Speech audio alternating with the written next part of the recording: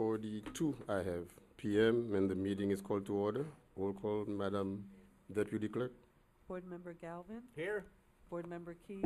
Here. Board Member Desilme. Here. Board Member Bieneme. Chairman Joseph. Here. You have a quorum, Chairman. Thank you. Okay, we'll proceed with Pledge of Allegiance.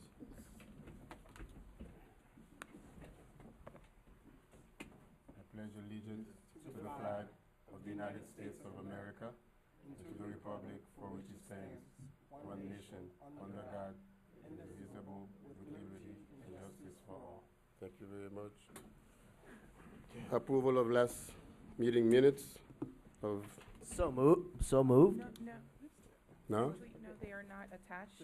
The February minutes were not ready in time. As you recall, the meeting was February 23rd, so it was not ready in time to be posted. So we So they will can, be presented at the April meeting for approval. okay. So there's nothing to approve. Items for review and action to be taken. We have 3 items tonight, that's it? Yes, sir. Okay. At the January 12th meeting, 20 Northeast LLC had applied for a rehab grant in the amount of $35,500 for new awnings and impact windows. This was part 1 of her request. She has come to us again for the final request she's received the bidding that we were waiting for the fence and the paint.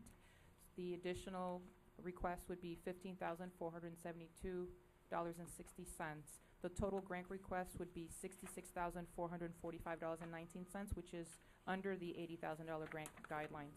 Again, as this will enhance the property, the aesthetics of West Dixie Corridor, staff recommends approval. And Ms. Rojas is here if you have any questions. Good evening.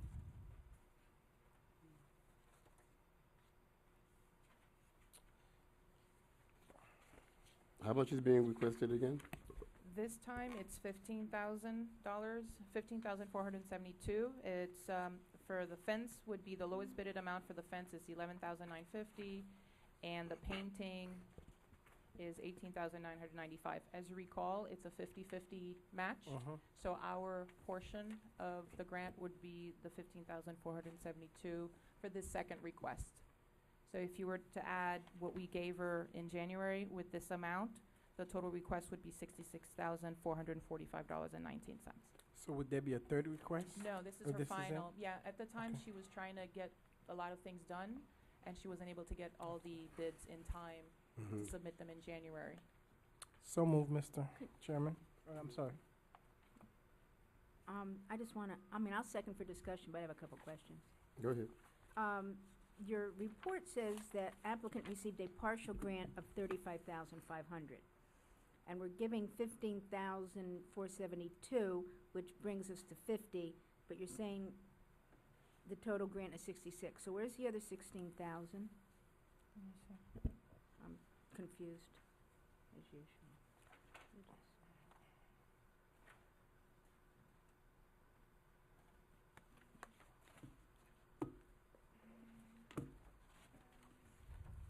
Do we know?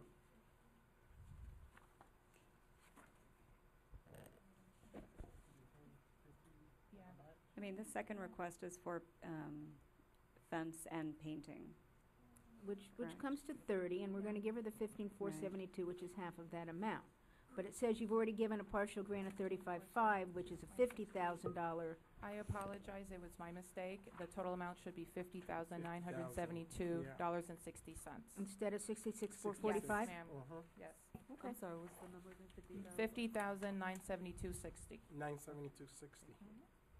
That's on the last page, where it says Yeah, the last Dixie one. Signs Incorporated. Yes, It's actually 75. Is that okay? Are we off? yes. Okay, not.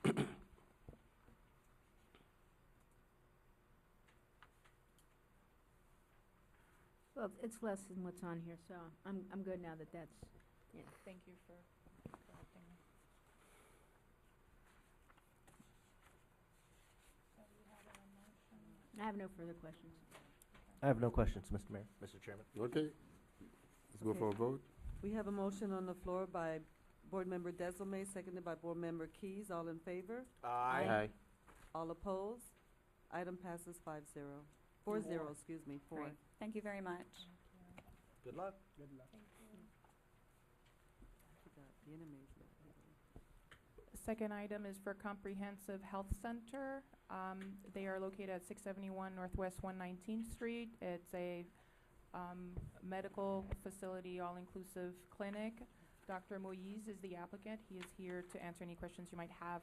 He has recently acquired the buildings behind his clinic, and he intends to expand it and make it like twice the size of the facility that he has. He intends to submit a full application. I think at this point he's with the architects and the county dealing with permitting and so on. However, he would like to apply for part of the grant to go towards a new sign. He currently has a sign that's about 20 years old in front of the property, and he would like to upgrade it to a digital sign at this time. He has presented 3 bids, and since he will be applying for a full rehab grant, again, the 50-50 applies, so his current grant application is for $12,942. Dr. Moise is here if you have any questions. And I'd just like to note for the record, Dr. Moise has declared a conflict of interest as he serves on the CRA Advisory Committee, and he'll be filing the appropriate form with the state. Mr. Chairman, through you to the attorney, does that prohibit us from voting on this matter tonight? No, I'm just noting it for the record, because last night we had the advisory committee meeting, and Dr. Moise declared the conflict, and I just wanted to make you aware of it. Thank you. No, it does not prohibit you all from voting on it. It prohibited him from voting on it. One question, Dr. Moise, your sign that you've done, it meets all these sign ordinances in the city? Yes. Okay. Move for approval. Second. Okay, I have a motion on the floor by Board Member Keys, seconded by Board Member Galvin. All in favor? Aye. All opposed? Item passes 4-0. Thank you. That was easy. 688-0811.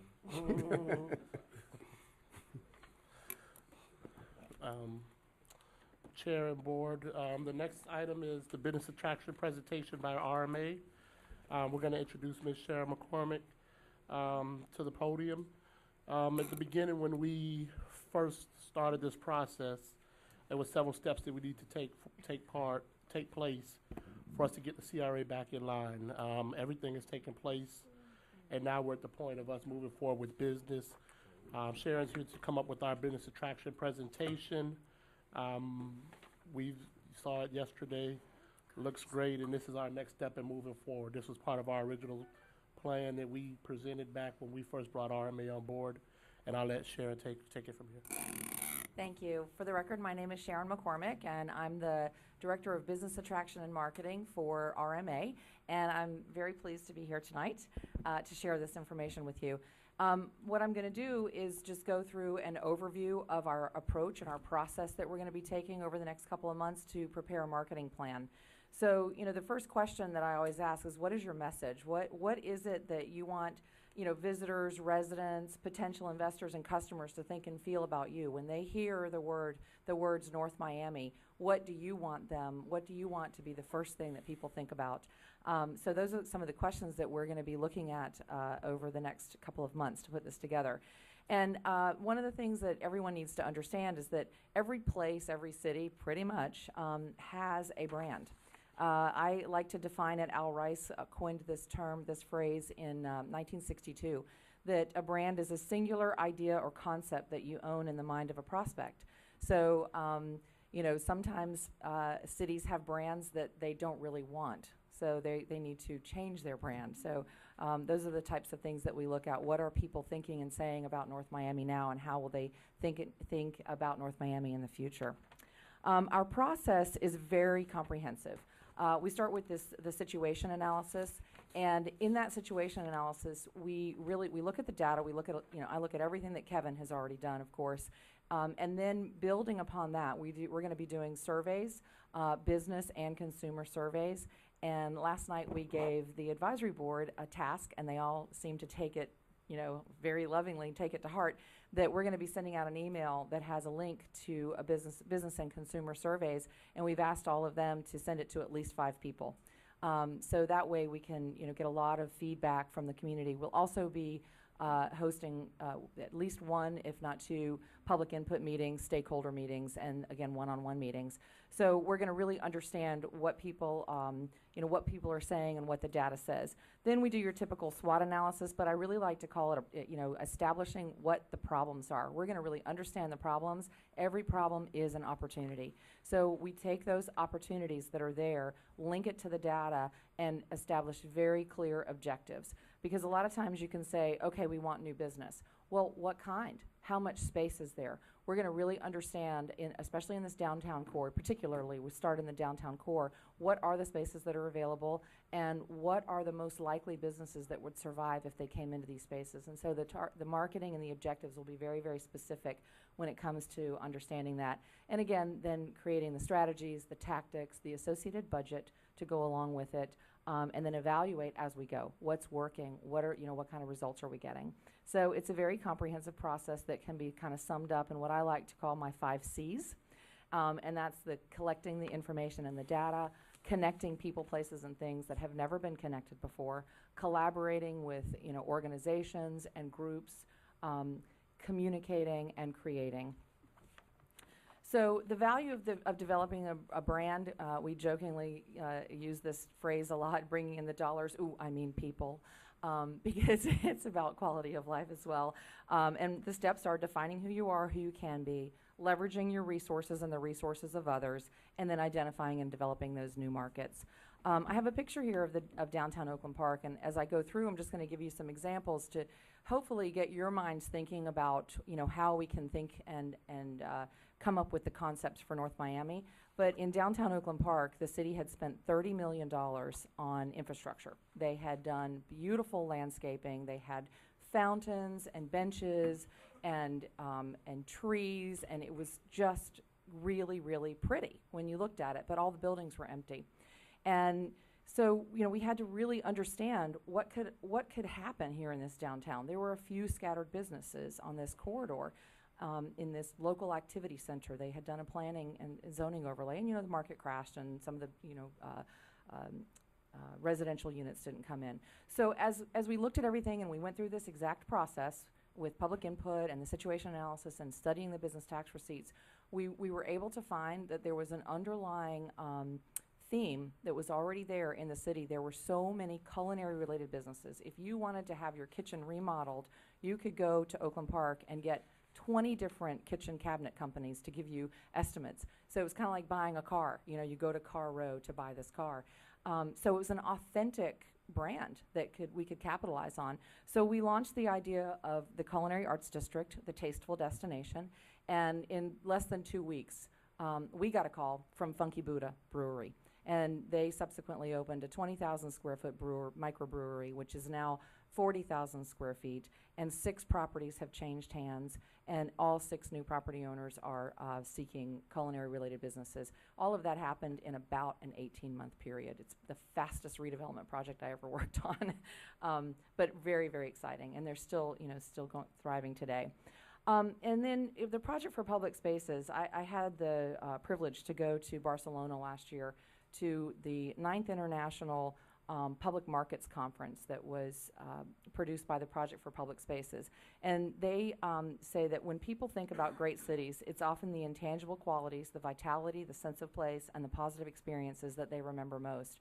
So I had to put a picture of Chris Brown, the principal of our firm, in here so you could see our experience in Barcelona, which was amazing at the markets. And then the picture on the right is at the Miami Design District. Around every corner, there's something beautiful to look at. There are shadows and colors, and it's just really interesting. And the bottom is Wynwood, and it's a place where they want you to feel really comfortable and at home. So the other thing is the Knight Foundation did a study, and they researched about 35 different cities around the country and discovered that the 3 main things that connect people to place are aesthetics, social offerings, and openness. It wasn't how many jobs they had, it wasn't the cost of living, it was these 3 top things that are why people choose to live in a place. So we want to look at those things. What are the aesthetics like? What are the social offerings? How can we capitalize on those? This one, West Palm Beach did a month or 2-month-long event series called Summer in Paradise, and they branded it Have a Sip. And the County Convention and Visitors Bureau, the city, the chamber, the DDA, and the CRA all partnered and did events 2 months long. And it was, you know, it was an amazing experience. It was a great opportunity to bring people to West Palm Beach in the summer. So, you know, positioning yourself in the marketplace, we want to be strategic and focus on the local assets of the area, the unique experiences, the shopping, the dining, and the cultural amenities. Now, the picture on the right, I'm if I can say it in my out loud voice, Mimo's Mozzarella. I'm addicted to the place now. I had to go there today, so there's a picture of that here. So that's an amenity that you have. It's hidden. It's, you know, on this little back street, but it's wonderful to find these things and be able to focus on the local authenticity of an area. And then using, you know, inspiration and consistency. This is an example of Dania Beach, where you can see that the physical environment in their city center plaza, where they have their parking garage and their library and their city hall, they use the brick pavers to make it look like a nautilus shell. And they, you know, want everything to be balanced and in proportion in Dania Beach. That was kind of an underlying theme that they had as a city. So we took that concept and looked at a nautilus shell, and these are just a few examples of every single touch point that has anything to do, whether it's a newsletter or an e-newsletter printed or in your mailbox as a banner. Everything goes together. It all matches, and the consumer can really tell, the investor can really tell. You know, there's been about $200 million of investment that's coming into Dania Beach, and that was a long time coming for them. So it was a really great project as well. You know, looking at the local aspects of the community, engaging with the people, and really capitalizing on the assets that make them feel belonged. This is some examples of a program that we started many years ago, and I've used it in every city I've worked in, called Neighborhood Ambassadors. And each city has its own twist on what that means, but really capitalizing on the people that are here, what they love about the place, and then using their love and passion for their community to be ambassadors for their community, to retain businesses that are here and attract businesses. One of the things I didn't say last night, and I thought about it today, was utilizing this Neighborhood Ambassador program for what was called the 350 Project. And that was really selecting 3 locally owned and operated businesses and challenging people, and we used to do this through our Neighborhood Ambassador programs, challenging people to spend $50 a month in the businesses that they loved, and would be sad if they were gone, to try to keep these local businesses top of mind so that they can actually stay in business. That's all part of a marketing strategy in a CRA. And our ultimate goal is positioning places where businesses can thrive. And this is just a conglomeration of some very thriving businesses today, all one of a kind. Leveraging resources, you know, it's kind of common now to have pop-up shops, but they're not as easy as they sometimes can look, because, you know, working with property owners and things like that, there are a lot of details that go into it, but they do wonderful when you have vacant spaces. If there are opportunities to create pop-up galleries or use businesses that business owners that may have a special, unique skill set and have demonstrations at events, and really try to activate spaces that are not being activated, and using that opportunity. We had a program one time that was an actual grant to pay a partial rent and had a pop-up gallery, and sure enough, you know, soon after that space was leased, and then we moved the organization to another empty space, and then it was leased, and so on. And then cultural facilities. You do have a cultural facility here. These are examples of, in Pompano Beach, we have 2 cultural facilities, the Ally Cultural Arts Center and the Bailey Contemporary Arts. And utilizing the passion that people have for those places in social media, our reach in an 18-month period was 645,000 for Baca, and in only 3 months, 77,000 at the Ally. So a lot of people are really understanding and knowing, you know, what's going on in these districts. And then leveraging press. Your perfect example is the deli that was just in the New Times yesterday. And not only the press that you can garner as a CRA, but the press that other businesses in the area, and really kind of bringing all that together and capitalizing on that as an asset. And then this is an example in Northwood Village is about 2 miles north of downtown West Palm Beach. But the city, downtown, the Main Street area, has an event weekly called Clematis by Night. And there are about 3,000 people that come to Clematis by Night. Those 3,000 people did not drive 2 miles north to go to this little Northwood Village area. So we bribed them with cupcakes at the event. One of our local businesses gave us cupcakes, and we handed out 500 cupcakes and about 1,000 maps and got at least 1,000 register-to-wins. Once a month, we would capitalize on this to help connect those areas of the city and utilize those opportunities. Cross-promotional campaigns are another thing that we're going to be looking at. How can we connect some of the business owners to cross-promote with one another? We had Restaurants Drive Retail. It's a fact. Restaurants are always full. Retail businesses sometimes will need to capitalize on those patrons of the restaurants. So we were able to come up with a campaign that you could only get a register to win at the restaurant. You could only turn the register to win application in at a retail shop. So we're driving those restaurant patrons into the retail shops, again, just to discover that they're there. And number 3 is identifying and developing new markets. This is the Esri tapestry segmentation helps us understand the audience and the surrounding audience and the opportunity to bring audiences in. I know that Kevin has already done a lot of, pulled a lot of reports, and I've started pulling some reports too, and really looking at the tapestry of the community here and the community surrounding that 10 to 20 minute drive time. 80% of most of your customers come from within a 10-minute drive time, but when you're in a market like we're in, you can go 20 and 30 minutes out depending on what the unique assets are and really count on that. So we look at all of that. And I recently had the opportunity to go to the Convening Culture 2016 conference. It was produced by the Division of Cultural Affairs. It happened to be in Broward County this year. It was the first time I'd ever gone. And it was really an interesting conference. The fastest rising values in American culture today are authenticity, mindfulness, celebration of life, enjoyment, uniqueness, family closeness, optimism, diversity, work-life balance, and discovery. Now, this was presented by a woman from the Futures Company. And what I find interesting about this is that, she's hired by, her company is hired by brands that have way more money than cities. Like Toyota hires this company to understand how they're going to position their marketing. So she was saying that you take these things and combine them with the tradition and aspiration, and that's the motivation that customers have today, consumers have today. So we're going to want to always keep, ahead of the trend. She was doing projections for us into 2050 and, really talked a lot about the multiculturalism going into polyculturalism, and we talked a little bit about that last night. So there's a lot on the horizon that's coming out.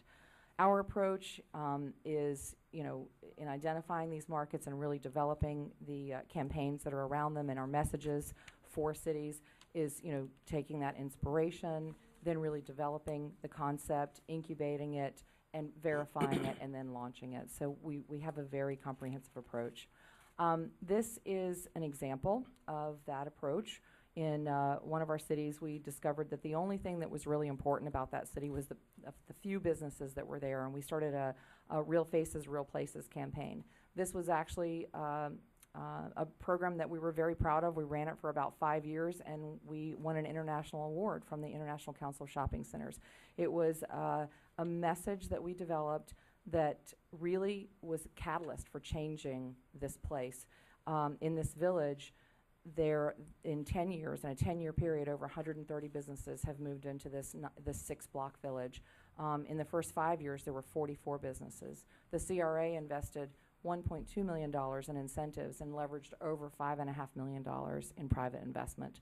So that was all around this, a really concentrated effort through economic development, marketing, and urban design and planning.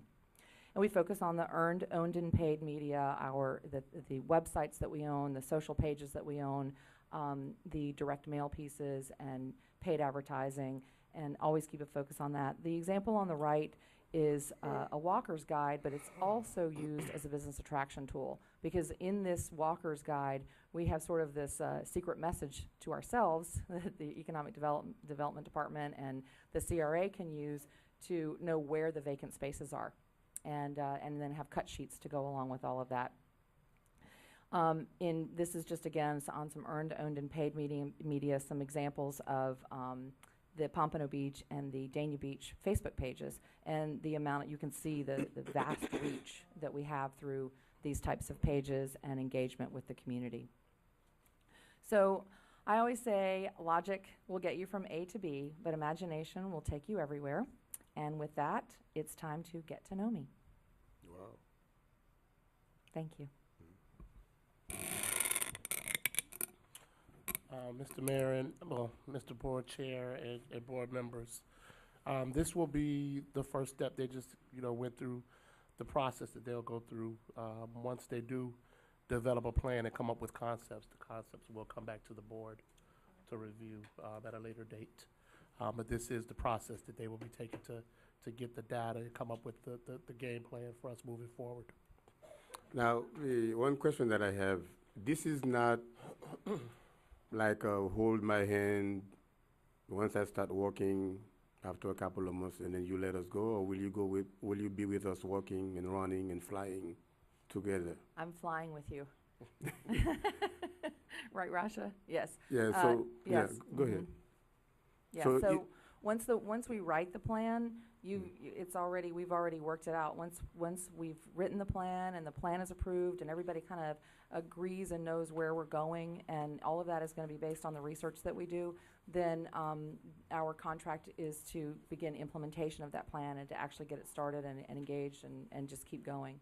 So I want to create objectives that are measurable, achievable and measurable. One of the obstacles or hurdles that I've discussed with manager as well as Rasha. What's your title again, Rasha? I'm the CRA consultant. Is in the CRA corridor, the problem that we've been encountering is has to do with the owners not being able to come up with their partial investment, and we would like for them to actually get the money that we are giving them. Like, for example, on West Dixie Highway, we have at least 2 or 3 property owners that I know. I know one of them cannot afford to come up with the other 50%. One of them I know definitely he can, but he simply chooses not to. So in those cases, what do we do as a municipality to further incentivize these owners to really change the faces of these buildings that are, one of them particularly is very dilapidated, and I don't see how we're gonna go embark on this journey to paradise that you just actually showed us, and with those property owners not being on board, not being in sync with what we intend to do with the city. I don't know if there is any. You want to go? You go first, and then I'll. No, go ahead. I know that that's a common problem. Basically, we'll never get 100% of the property owners. I don't know if there are opportunities. I mean, Kevin, you guys can look at if there are opportunities to have a smaller segmented a mini facade program or additional programs. That's one of the things that I was able to use in another city. Instead of the full facade program with the full amount, we had an 80-20, we've had a 50-50, depending on what city it was in. We were able to create a mini facade that was, it paid for four different things. You had to do at least 2: painting, lighting, awnings, and signage. Again, just to get that front looking better. And a lot of times when our property owners would not participate, this was a small enough amount of $7,500 where the CRA was giving $6,000, and the business owners were typically doing this, only putting in $1,500. They could afford that. So the tenant was actually getting a sign-off and paying for their $1,500, portion, and then the CRA was doing the 6,000. And that was a little bit of a lipstick, but it actually helped, because there were definitely property owners that I've encountered that no matter what you do and no matter how much you offer them, they're just not going to participate. So finding those workarounds and really understanding, once we get this data and once we get some of those surveys back, to hear what some of the business owners are saying and some of the challenges that they face, something may come to light that there's a new or a different type of specific incentive program that we could look at here. And then marketing is part of marketing that. How do we reach those property owners and business owners to really understand the opportunity? So when I look at a marketing strategy, it's all the way around like that.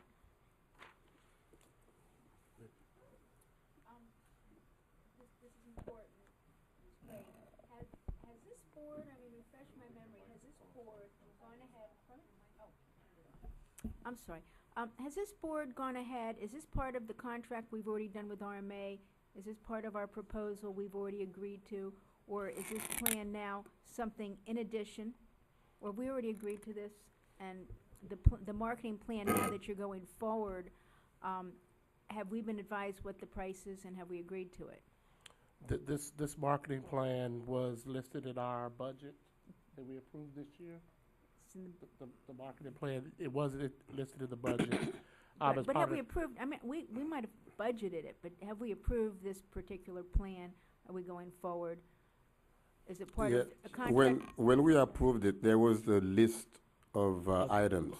It was like an a la carte, type of Yes. process where we pick certain ones that we want to go Did we with. pick a marketing plan? And my Oh, question, Yes, we did.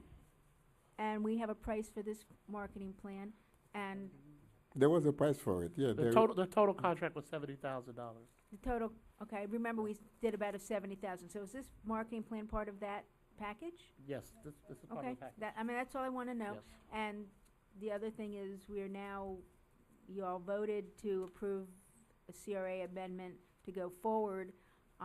We still are waiting for approval from the county. Shouldn't we be getting our approval before we start spending money in marketing? That's almost, when we've met with the county officials, they've told us to move forward as business as usual. The money that we're spending right now is money that we already have in our budget right now for the CRA. We're not spending any additional funds outside of what's present in the CRA's budget. But if we, for some reason, did not get approved, that would be money that we're just throwing away and could be using for. Well, you would still have to use the money for CRA. Of course I'm saying, but we could be using it for projects in the city as opposed to doing a study or plan that we might not be using. I think, Board Member Keys, I think we still would need to move forward with the marketing plan for our area. This plan isn't contingent upon the the CRA. This plan is contingent upon North Miami Okay, and the CRA that's area. fair, okay, Thank you, Chair. Mr. Chairman, through you to the manager, do we know when the county is gonna sign off on our budget? That was gonna be part of my executive report. Okay, I can At the hold end. off then. Thank you, Mr. Chairman. Okay, Vice Mayor. I'll defer to the executive director so he can give you all the good news. Anything? No, sir. No? To answer the Board Member Galvin's question, we expect to hear by the end of the month from the county to begin the negotiations. We did go down to the county today, and we spoke with George Fernandez, and we gave him our final resolution that we approved and everything, and he says that they got it and they did see our meeting, and they're moving forward, and they'll get with us by the end of the month to start the negotiating process to work it together and come into an agreement. Did they indicate, one of the things the grand jury report suggested is that we all CRAs, get their budgets into the county in far Yes. enough advance time so that the That's county also can make part those of, that's also part of our report. Our budget did go through today, probably for the first time in North Miami CRA's history. It went on consent agenda, because the budget was clear, concise, and no fat was in the budget. It passed through This was the first meeting we went to a couple weeks ago. We were praised for our budget by the board. So we in the past used to do our CRA budget simultaneously with the city budget in roundabout September annually. Yes. Are we going to move that We will timetable? definitely be there. We're working on our budget as we speak. Once we get this one passed, we're starting to work on the new one. It will be approved simultaneously with the city's budget. Is that what the county wants from us? Do Yeah, well, we would definitely, with our plan coming up for review, we would definitely want to make sure that we're following all the rules that are set in place. So we'll be prepared to have our plan submitted, our budget submitted at the proper time frame. Thank you, Mr. Chairman. I would say, I would just add to that the county sometimes is behind on approving the budgets on an annual basis. I mean, we have typically approved the CRA budget at the same time as the city approves its budget. We transmit it to the county at the same time, which would be October, and a lot of times it'll languish until February or March of the following year. But hopefully with the report from the grand jury, that the county itself will move things forward in a more timely manner as well. Also, as part of my report, there was an article in the New Times. I'm not sure if everyone got to see the article regarding Buena Vista Deli, or Cafe Creme, that the CRA did support. It was a nice article in the New Times, speaking about North Miami and the Buena Vista Deli moving. Second location. Is that accurate?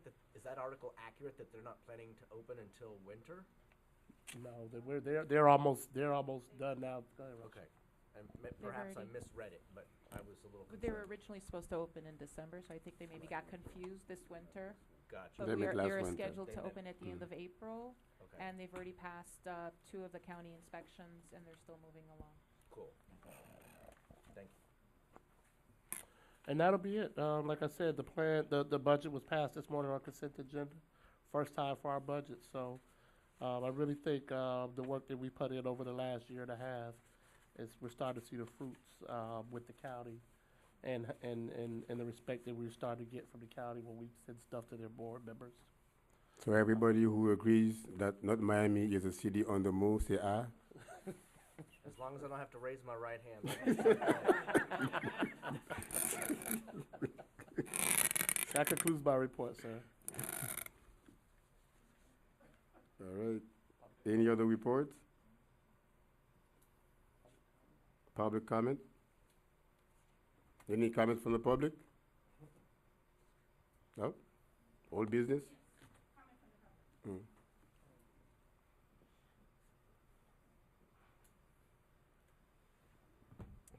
Good evening, Mr. Mayor, Vice Mayor, rest of the council, rest of the executive board of the city of North Miami, and attendees. I just want to say thank you for all the effort you are doing, especially as a small business owner living at 130 Northwest, 182nd, 128th Street. It's been a long day for me. I've been up since 6. I just want to say thank you. I think it's very important that we continue to improve our businesses here in North Miami.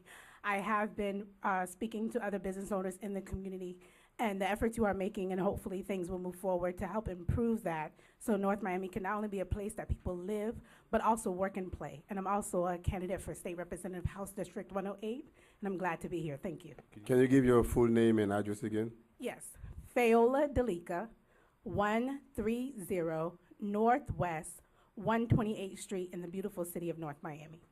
City on the move. Yes, Mayor. Huh? Get to know me?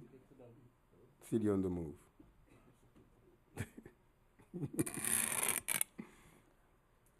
Any other comment from the public? If not, any old business to entertain? New business? No new business? Move to adjourn? Go ahead. All right. Off we go. Counselor?